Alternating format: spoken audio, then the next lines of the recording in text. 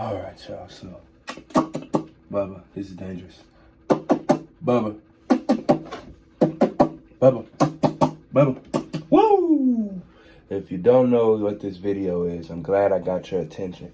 This is a series of video clips, hello beautiful, of where I explain how and where I got my animals. Look at this beauty. She gets shy. It's okay. We'll get some confidence on her. Hope you guys enjoy these videos. And after those, I'm pretty sure I got the Reticulated. And he's another rescue. Didn't pay anything for him. Came with some heat light lamps and some mice. And was super aggressive.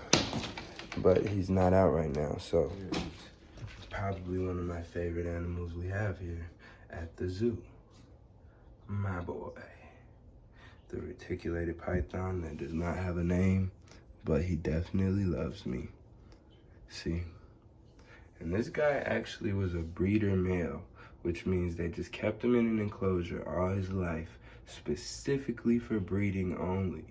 Not anybody's pet, and very. That being said, I said, shit, if you take $250 off this aggressive snake, I'll give you cash for it. And he took 200 off, so I bought him. And this dude is just awesome.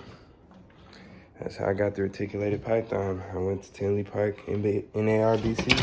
I talked the guy down, and I thought he was gonna be a challenge, an aggressive snake, but yeah, we've been working out together, and he's pretty calm. So that's how I got my giant retic. Next